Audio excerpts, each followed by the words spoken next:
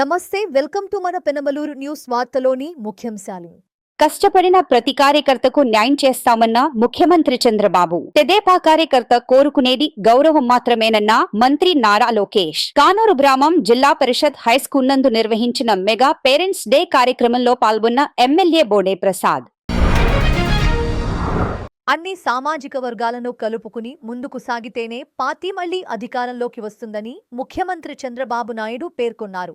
గోపాలపురం నియోజకవర్గం నల్లజర్లలో రైతన్న మీకోసం కార్యక్రమానికి విచ్చేసిన ముఖ్యమంత్రి చంద్రబాబు రైతులతో ముఖాముఖి అనంతరం పార్టీ కార్యకర్తల సమావేశమై దిశానిర్దేశం చేశారు. గోపాలపురం నియోజకవర్గం తేదేపా కంచకోటని ఎప్పుడు ఎన్నికలు జరిగినా తేదేపా జెండానే ఎగరాలని సూచించారు. కష్టపడ్డ ప్రతి కార్యకర్తకు న్యాయం చేస్తామన్నారు. వారంలో 2 రోజులు శని ఆదివారాలు కార్యకర్తల అభివృద్ధికి కృషి చేస్తామన్నారు. తెలుగుదేశం పార్టీకి ఉండే కార్యకర్తలు ఏ పార్టీకి లేరు. అంకిత భావంతో పనిచేసే కార్యకర్తలుండే ఏకైక పార్టీ తెలుగుదేశం పార్టీ.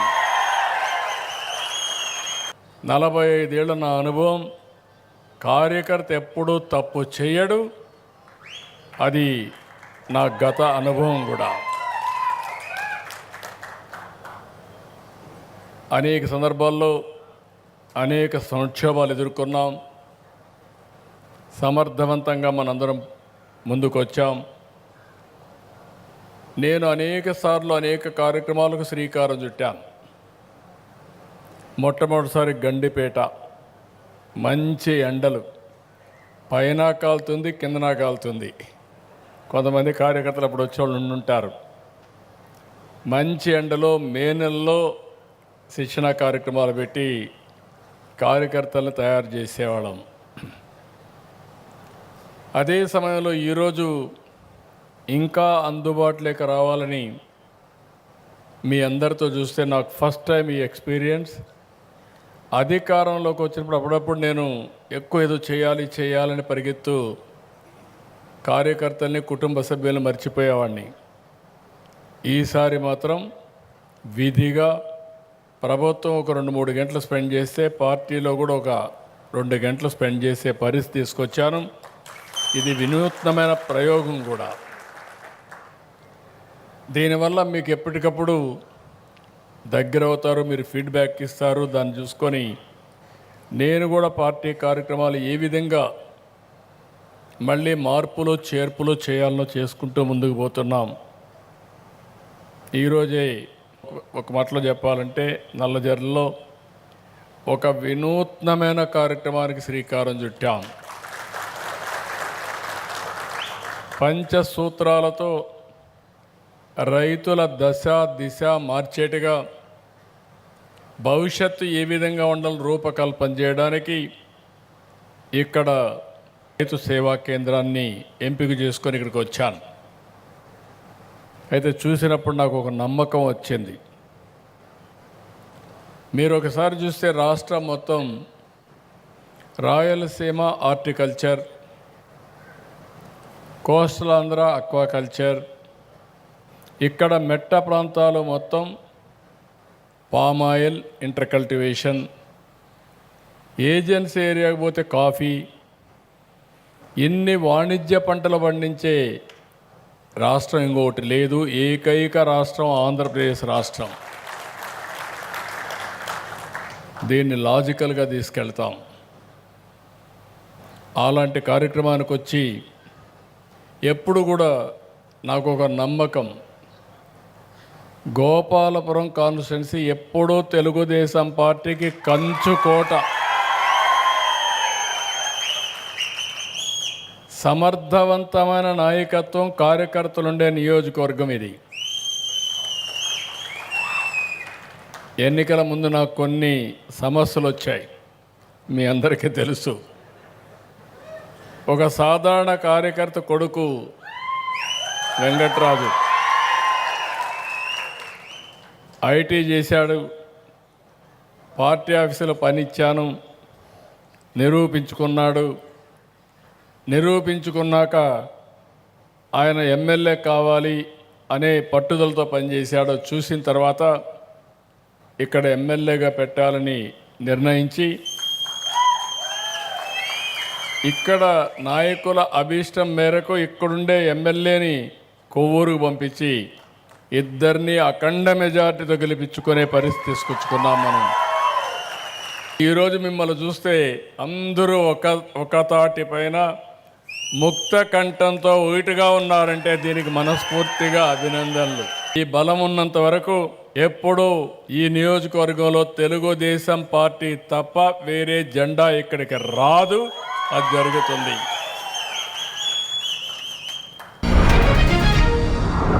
వైకాపా 5 ఏళ్ల పాలనలో సాధించలేని విశాఖ రైల్వే జోన్ను కూటమి ప్రభుత్వం ఏడాదిలోనే సాధించిందని మంత్రి నారా లోకేష్ గుర్తు చేశారు.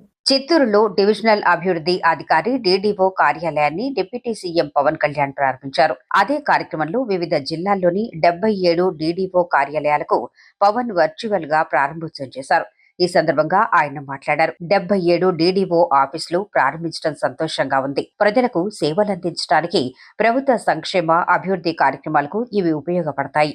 రాష్ట్ర వ్యాప్తంగా 10,000 మందికి పైగా ఉద్యోగులకు పదోన్నతులు అందించాం. పంచాయతీరాజ్ వ్యవస్థ పటిష్టానికి ఐటీ వింగ్ ఏర్పాటు చేశాం అని పవన్ అన్నారు. పంచాయతీరాజ్ శాఖ చేపట్టిన తర్వాత it's instrumental back bone of the entire state administration. 70% మనది గ్రామాలతో ఉన్న రాష్ట్రం మనది. అందుకే దీనికి మేము ఎంత బెస్ట్ చేయగలం, ఎంత బాగా చేయగలం అనే దాని మీదే మనసు ఉండింది. సో దాంట్లో భాగంగా చాలా సంస్కరణలు కానీ గతంలో ఏం జరిగినాయి, గతంలో 15-20 సంవత్సరాలకు ఏం జరిగినాయి, అలాగే ప్రత్యేకించి లాస్ట్ 5 ఇయర్స్లో ఏం జరిగినాయి అనేది నేను రాగానే దాన్ని చాలా రివ్యూ మీటింగ్స్లో మాట్లాడటం జరిగింది. దాంట్లో భాగంగా ప్రత్యేకించి ఇలాంటి ఒక అడ్మినిస్ట్రేటివ్ బిల్డింగ్ కావాలి.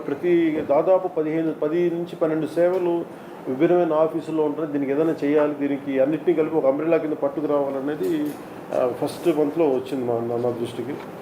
ఆ రోజు నుంచి పేషీ అధికారులందరితో కూర్చొని మాట్లాడి, ప్రిన్సిపల్ సెక్రటరీ గారితో మాట్లాడి, కమిషనర్ గారితో మాట్లాడి ప్రతిసారి దాన్ని చాలాసార్లు రివ్యూ చేస్తూ ఇక్కడ దాకా పట్టుకొచ్చాం.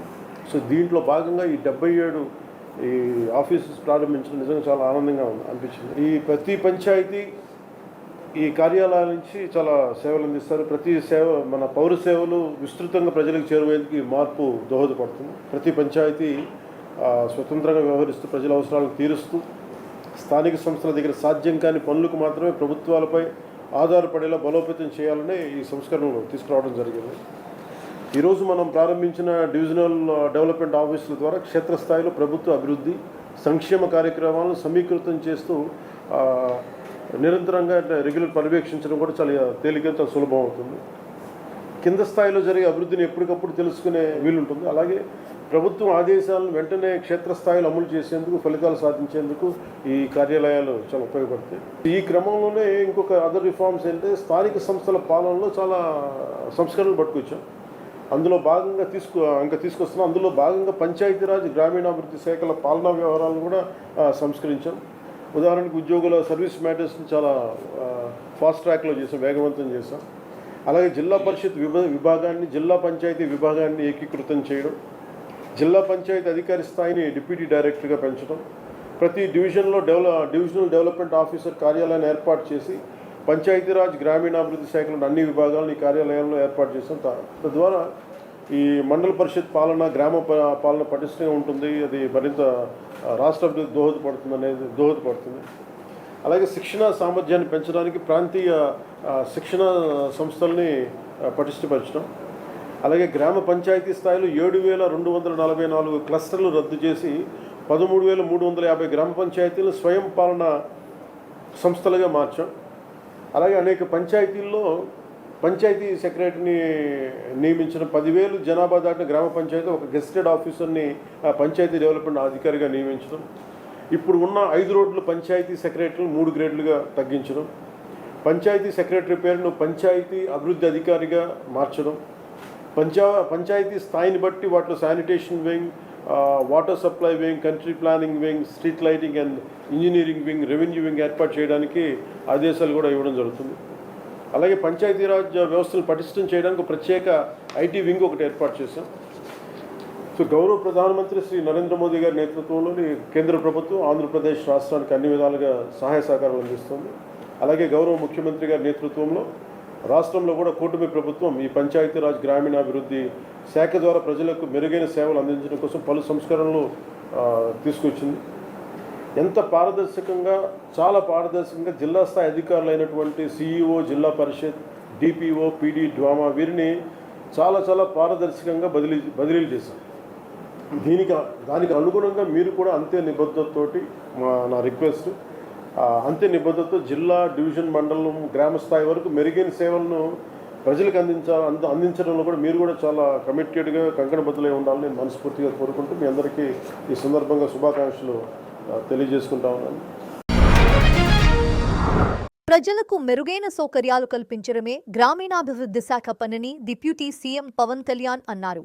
పార్వతీపురం మన్యం జిల్లా బామిలిలో పాలకొండ నియోజకవర్గ తెదేపా కార్యకర్తలు పార్టీ నేతలతో మంత్రి నారా లోకేష్ మాట్లాడారు. పార్టీలో చిన్న చిన్న సమస్యలున్నా మనలో మనమే చర్చించుకుని పరిష్కరించుకుందామని లోకేష్ శ్రేణులకు సూచించారు. కలిసికట్టుగా ముందుకెళ్తామని పిలుపునిచ్చారు. మెగా డిఎస్సిపై వైకాపా వాళ్లు చాలా కేసులు పెట్టినప్పటికీ చిత్తశుద్ధితో 16,000కు పైగా ఉపాధ్యాయ పోస్టులు భర్తీ చేశామన్నారు. వైకాపా 5 ఏళ్ల పాలనలో సాధించలేని విశాఖ రైల్వే జోన్ను కూటమి ప్రభుత్వం ఏడాదిలోనే సాధించిందని గుర్తు చేశారు. కార్యక్రమంలో మంత్రులు అచ్చెన్నాయుడు, సంధ్యారాణి, విప్ జగదీశ్వరి, ఎమ్మెల్యే విజయ్ చంద్ర తదితరులు పాల్గొన్నారు. మన పార్టీ ఏ కార్యక్రమం చేసినా, ప్రభుత్వ కార్యక్రమం చేసినా కార్యకర్తల్ని కలిసిన తర్వాతనే ఆ కార్యక్రమం ప్రారంభించాలని 2024 ఎన్నికలు గెలిచిన తర్వాత మనం నిర్ణయం తీసుకున్నాం. దాని వెనకాల ఒక ముఖ్యమైన ఉద్దేశం ఉంది. దశాబ్దాలుగా ఎత్తిన పసుపు జెండా దించకుండా, మడమ తిప్పకుండా తెలుగుదేశం పార్టీకి కంచుకోట్ల కాపలా కాసిన ప్రతి కార్యకర్త చెమట ఉంది. వేదికమైన ఈరోజు మేము అందరం నుంచోగెళ్తున్నామంటే దాని వెనకాల మీ కష్టం ఉంది. మనకి ప్రతిపక్షం కొత్త కాదు, కానీ 2019 నుంచి 24 వరకు ఒక సైకో 1 పాలన చూసాం. బయటికి వచ్చి మాట్లాడాలంటే గేట్లకి తాళగట్టారు. నేను ప్రజల తరపున, కార్యకర్తల తరపున పోరాడితే నా పైన 23 కేసులు పెట్టారు. ఎస్సీ ఎస్టీ కేసు పెట్టారు. చివరికి అటెంప్ట్ మర్డర్ కేసు కూడా పెట్టారు. నేను యువగలం పాదయాత్ర ప్రారంభించాలనుకున్నప్పుడు జియో 1 తీసుకొచ్చాడు. ఆనాడే సైకోకి చెప్పా, మడిచి ఎక్కడ పెడతావో పెట్టుకోపో, ఈ లోకేష్ తగ్గేదే లేదని. ఈరోజు మిమ్మల్ని చూస్తే నాకు ఉత్సాహం వస్తుంది. 94% సీట్లు గెలిచామంటే దాని వెనకాల మీ అందరి కష్టం, చెమట, ఏకంగా అహర్నిశలు మాకు కాపలా కాశారు. వాస్తవంగా వేదిక పైన మేమందరం అదృష్టవంతులం. 5 సంవత్సరాలు మీద మా హత్తులు నిలబడ్డారు. కొంతమంది నాయకులు వచ్చారు, కొంతమంది నాయకులు పోయారు. కానీ పార్టీని నమ్ముకున్న కార్యకర్తలే మాకు అండగా నిలబడ్డారు. నేను ఎన్నోసార్లు చెప్పా, విశ్వవిఖ్యాత నరసార్వభౌమ స్వర్గీయ నందమూరి తారక రామారావు గారు ఏ ముహూర్తంలో పార్టీ స్థాపించారో నాకు తెలియదు, కానీ ఇంత అద్భుతమైన కార్యకర్తలు నా ఒక్కడికే సొంతం. ఎన్నో ప్రాంతీయ పార్టీలు చూస్తున్నా, కానీ మనలో ఉన్న పట్టుదల, మనలో ఉన్న క్రమశిక్షణ, ఒక పిలిపిస్తే ఒక సైన్యంలాగా వస్తారే, అది కేవలం ఒక తెలుగుదేశం పార్టీకే సొంతం అవుతుంది. మన పైన బాధ్యత పెరిగింది. ఆశతో ప్రజలు మన వైపు చూస్తున్నారు. గతంలో జరిగిన అరాచకాలన్నిటికీ ఫుల్ స్టాప్ పెట్టాలనేది ప్రజలు ఆకాంక్ష, కోరిక. శాంతియుతంగా బతకాలనేది ప్రజల ఆలోచన.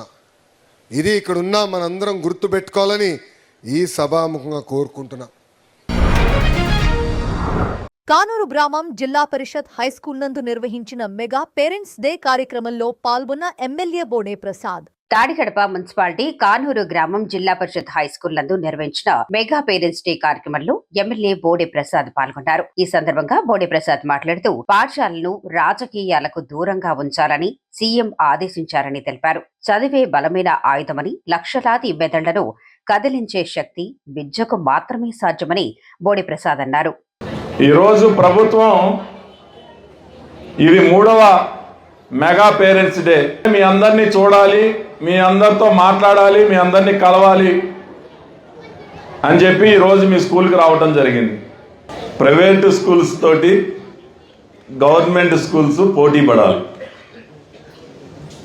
ప్రైవేట్ స్కూల్స్ తగ్గిపోయి గవర్నమెంట్ స్కూల్లో ఫ్రీగా మంచిగా చెప్తా ఉన్నారు. అక్కడ కన్నా ఇక్కడే బాగుంటుంది అని చెప్పేసి ఇక్కడ స్ట్రెంత్ పెరగాలి. అప్పుడే హెచ్ఎం గారికి కానీ మాకు కానీ ఆనందంగా ఉంటుంది.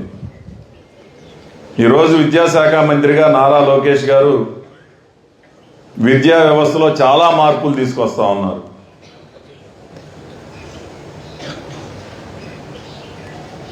ఆయన ఆ విద్యాశాఖలో ఎంతవరకు చేయాలో అంతవరకు కూడా ఒకటే చెప్పారు. గవర్నమెంట్ స్కూల్స్లో అడ్మిషన్స్ అయిపోయినాయి అని బోర్డు పెట్టే వరకు కూడా డెవలప్ చేయాలి అని. అంటే మీలో తల్లిదండ్రులకి గవర్నమెంట్ స్కూల్స్లో బాగా చెప్తా ఉన్నారు, మనం గవర్నమెంట్ స్కూల్స్లోనే జాయిన్ చేయాలనే ఆలోచన వచ్చే వరకు దాన్ని అభివృద్ధి చేస్తానని చెప్పడం జరిగింది. ఆ విధంగా అనేక మార్పులు తీసుకొస్తా ఉన్నారు. ఇక్కడ మరి ఎంతోమంది దాతలు ప్రతి ఊరిలో కూడా, నేను చాలా హై స్కూల్స్ చూశాను. ఈ స్కూల్స్ అన్నీ కూడా గతంలో రైతులు ముందుకు వచ్చి పెద్ద పెద్ద స్కూల్స్ అన్నీ కూడా నిర్మాణం చేశారు అని అంటే ఎకరాలు వాళ్ళు దానం చేయబట్టే ఈ రోజున పెద్ద పెద్ద స్కూల్ గ్రౌండ్స్ అన్నీ కూడా ఉన్నాయి. నేను చాలా గ్రామాలు చూసా, కాటూరు, ముదునూరు, పునాదిపాడు, పెనమలూరు, ఇప్పుడు మీ స్కూలు. దాతలు సహకారం ఉంటేనే ఇది సాధ్యం అవుతుంది. సాయంత్రం పూట చక్కగా పిల్లల్ని ఇక్కడ ఆటల పోటీలు పెడతారు. తప్పనిసరిగా ప్రతి స్కూల్లో పీటీ మాస్టర్ ఉంటారు కదా, కంపల్సరీ ప్రతి స్కూల్కి ఒక హవరు మరి వాళ్ళకి ప్రత్యేకంగా కేటాయించడం జరుగుతుంది. ఎక్సర్సైజులు చేయించడం జరుగుతుంది. ఒక విద్యార్థి పూర్తిగా విజయం సాధించాలి అంటే చదువుతో పాటు ఆరోగ్యం ఉండాలి. ఆరోగ్యం లేనప్పుడు మనం ఎంత చదువుకున్నా వ్యర్థమైపోతుంది. అందుకనే ఈరోజు విద్యతో పాటు క్రీడలు కూడా అంత ప్రాముఖ్యత ఉంది. జీవితంలో అన్నిటికన్నా ముఖ్యం ఆరోగ్యం. మన బిడ్డలందరూ కూడా ఎంతో ఆరోగ్యంగా ఉండాలని మనం ఎప్పుడు కూడా కోరుకుంటాం కూడా. దాంతోపాటు చక్కటి చదువుకొని వారు మన కుటుంబానికి ఒక మార్గం చూపిస్తారు. ఎక్కువ మంది పేద కుటుంబాల్లో నుంచి ఇక్కడికి వచ్చి చదువుకొని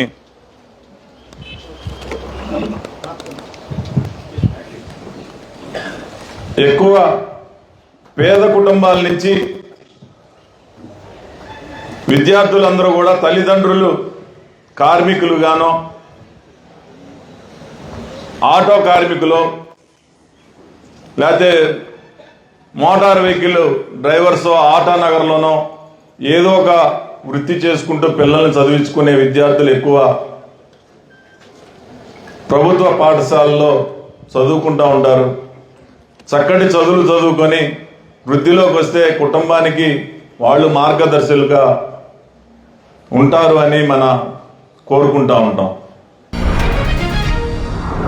నాదిపాడు గ్రామం జిల్లా పరిషత్ హైస్కూల్ నందు నిర్వహించిన మెగా పేరెంట్స్ డే కార్యక్రమంలో పాల్గొన్న ఎమ్మెల్యే బోడే ప్రసాద్. కంకిపాడు మండలం పునాదిపాడు గ్రామం జిల్లా పరిషత్ హైస్కూల్ నందు నిర్వహించిన మెగా పేరెంట్స్ డే కార్యక్రమంలో ఎమ్మెల్యే బోడే ప్రసాద్ పాల్గొన్నారు.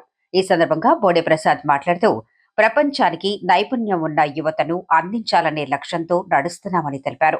సీఎం కళ నెరవేరాలంటే విద్యా వ్యవస్థలో అనేక సంస్కరణలు తీసుకురావాలని గతంలో ఎన్నడూ లేని విధంగా మెగా పీటీఎం సమావేశాలు నిర్వహిస్తున్నామని వివరించారు. అన్ని ప్రాంతాలు సమగ్రంగా అభివృద్ధి చెందాలనేది సీఎం లక్ష్యమని తెలిపారు. సైలెంట్గా ఉంటే టీచర్ చెప్పే పాఠాలు, మేము చెప్పే మంచి మాటలు, మీకు నచ్చిన విషయాలు ఒకటో రెండో ఉంటాయి. అవి మనసులోకి దూసుకుని వెళ్ళి మీకు గుర్తుండాలి అంటే అది చెప్పింది వినాలి. స్కూల్ ఫస్ట్ వచ్చేవాళ్ళు, క్లాస్ ఫస్ట్ వచ్చేవాళ్ళు ఎవరుంటారు అని అంటే ఎవరుంటారు? ఎవరైతే ఏకాగ్రతతోటి టీచర్ చెప్పే పాఠాలు వింటారో వాళ్ళకి క్లాస్ ఫస్ట్ వస్తారు. వాళ్ళు ఇంకా ఇంటికి వెళ్ళి చదువుకో అవసరంలా. ఎందుకంటే టీచర్ చెప్పింది రిపీట్ అవుతూ ఉంటుంది. స్కూల్లో టీచర్ చెప్పేది మీరు వినాలి. ప్రతి సబ్జెక్టు వినగలిగితేనే మీరందరూ కూడా మీలో మీకు పోటీ పెరుగుద్ది. ఎవరెవరికి? మీలో బాగా చదువుకునే విద్యార్థితోటి పక్క విద్యార్థికి పోటీ పెరిగి అతనికన్నా నేను ఎక్కువ బాగా మార్కులు తెచ్చుకోవాలి అని చెప్పేసి మీలో పోటీ వస్తుంది. అప్పుడు పోటీ పడి ఎక్కువ చదువుతారు. మీ teacher, science teacher, social teacher, Telugu teacher, English teacher వాళ్ళు పోటీ పడాలి. ఎట్లా అంటే సోషల్ టీచర్ కన్నా సైన్స్ టీచర్ ఎక్కువ మార్కులు రావాలి, ఇంగ్లీష్ టీచర్ కన్నా తెలుగు టీచర్ ఎక్కువ మార్కులు రావాలి, తెలుగు కన్నా ఇంగ్లీష్లో ఎక్కువ రావాలని వాళ్ళు పోటీ పడితే వాళ్ళలో కూడా మిమ్మల్ని బాగా ఇంకా షైన్ చేయాలని చెప్పేసి వాళ్ళకి కూడా హుషారు వస్తుంది. మనం ఎలా ఉండాలి? క్రమశిక్షణ, ఏకాగ్రత, ఇవి రెండు ఉంటేనే మనం ఎంచుకున్న లక్ష్యం చేరుకుంటాం. అవునా కాదా?